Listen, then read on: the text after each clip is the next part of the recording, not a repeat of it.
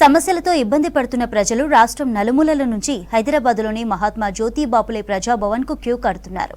తమ సమస్యలను ప్రభుత్వం దృష్టికి తీసుకొస్తే త్వరగా పరిష్కారం అవుతాయని ఆశతో ఉదయం నుంచే ప్రజాభవన్కు తరలి వస్తున్నారు. దీంతో అధికారులు కూడా ఏర్పాట్లు చేసి దరఖాస్తులను తీసుకుంటున్నారు. అయితే కొన్ని సమస్యలు ఎన్నిసార్లు తిరిగినా పరిష్కారం చేయడం లేదని ఆవేదన వ్యక్తం చేస్తూ త్వరగా పరిష్కరించాలని కోరుతున్నారు ప్రజలు.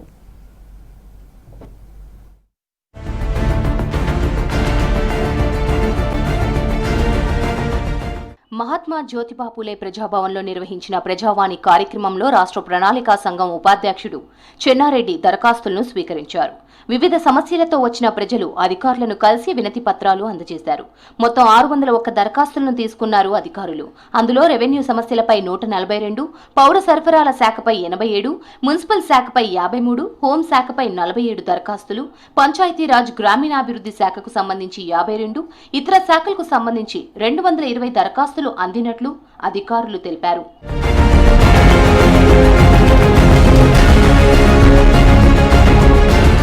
మరోవైపు ప్రజాభవన్ పరిసరాల్లో ఆర్టీసీ కార్మికులు నిరసనకు దిగారు.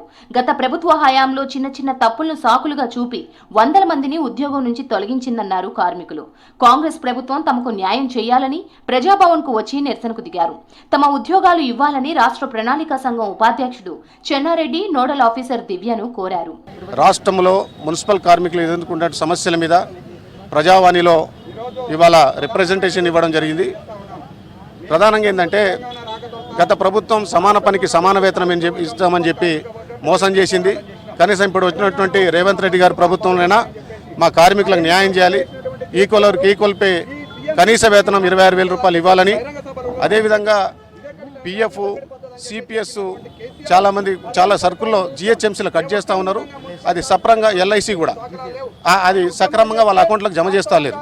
అందుకని అనేక సార్లు అధికారులు రిప్రజెంట్ చేసినాం, అయినా అధికారులు స్పందించలేదు. కాబట్టి ఈరోజు మనం ప్రజావాణిలో తక్షణమే కంట్రిబ్యూషన్ కట్ అయినటువంటి సిపిఎస్ కానీ జీపీఎఫ్ కానీ తక్షణమే వాళ్ళ అకౌంట్లో జమ చేసి ఆ కార్మికులు చనిపోయిన కార్మికులు రిటైర్మెంట్ అయిన కార్మికులకు బెనిఫిట్ రావడానికి ప్రయత్నం చేయాలని, అదేవిధంగా తక్షణమే కార్మికులందరినీ కూడా రెగ్యులరైజ్ చేయాలని మేము ఏఐటీసీగా డిమాండ్ చేస్తా ఉన్నాం.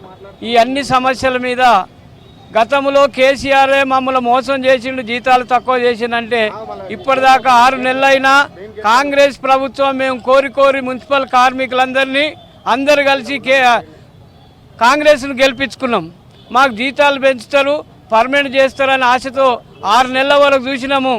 ఈరోజు మెమోరండం ఇచ్చిన అన్ని సమస్యల మీద పర్మనెంట్ చేయాలా, 2వ పిఆర్సీ వెంటనే అమలు చేయాలా.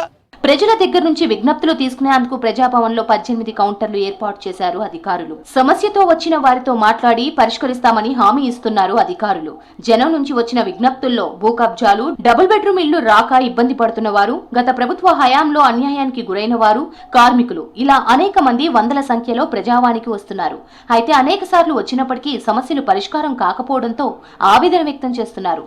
తమ సమస్యలను త్వరగా పరిష్కరించాలని ప్రభుత్వాన్ని కోరుతున్నారు జనం. మా గ్రామం మొత్తము రిజర్వాయర్లో మునిగిపోతుంది. అప్పుడు ఉన్న ఎమ్మెల్యే గారు, సీఎం గారు కూడా మా ఊరు మునిగిపోతుంది అంటే మీకు ఇవ్విస్తామని నచ్చజెప్పి ఇంతవరకు మమ్మల్ని పట్టించుకుంటారు. ఇప్పుడు మా ప్రభుత్వం కాంగ్రెస్ ప్రభుత్వం వచ్చింది. ఇప్పుడు మా సార్ దగ్గర కూడా ఇల్లు కలిసినాము. ఏదున్నా మమ్మల్ని ఆదుకుంటామని మాట ఇచ్చి చెప్పిరు. మాకు పునరావాసం కల్పించరు. అక్కడ ఇల్లు కట్టుకుంటున్నాం.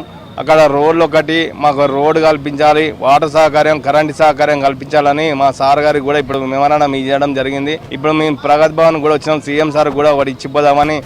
ఇంతవరకు మా ఊరు మునిగిపోతున్న సీఎం సార్ అన్న దృష్టి పెట్టి మా మునిపోయే ఊరికి వచ్చి జర మమ్మల్ని ఆదుకోవాలని మా ఊరు తరఫున మేము వచ్చినాము. కరోనా ప్రాజెక్ట్ కింద భూమి పోయింది.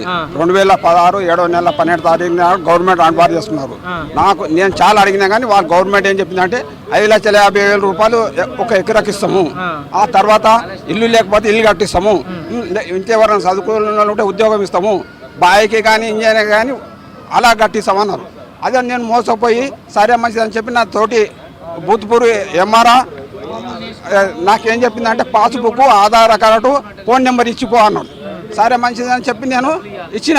ఆల్రెడీ ఇచ్చి 2014 7వ నెల 12వ తారీఖు నాడు 77ల 1 ఎకరం 30 గుంటలు, 73ల 2 ఎకరాల 32 గుంటలు, మొత్తం కలిసి 4 ఎకరాల 22 గుంటలు వాళ్ళు చెప్పిన ప్రకారం కూడా ఇప్పటి వరకు నాకు ఎంఆర్ఆకు లంచము 2 లక్షల రూపాయలు లంచం అడిగితే నేను ఇయ్యని దానికి ఇప్పటి వరకు నాకు ఎక్కడ కూడా ఏం దారి దొరకకుండా చేస్తున్నది. రాష్ట్రం నలుమూలల నుంచి తమ సమస్యలు ప్రభుత్వానికి చెప్పుకోవడానికి ప్రజాభవన్ కి వస్తున్నారు జనం. దీంతో ప్రజావాణి ప్రాంగణంలో 5 రూపాయల అన్నపూర్ణ క్యాంటీన్ ను ఏర్పాటు చేశారు అధికారులు. విజ్ఞప్తులు సమర్పించిన తరువాత తిరిగి వెళ్లే ముందు భోజనం చేసి వెళ్లేందుకు ఈ వెసులుబాటును కల్పించారు అధికారులు.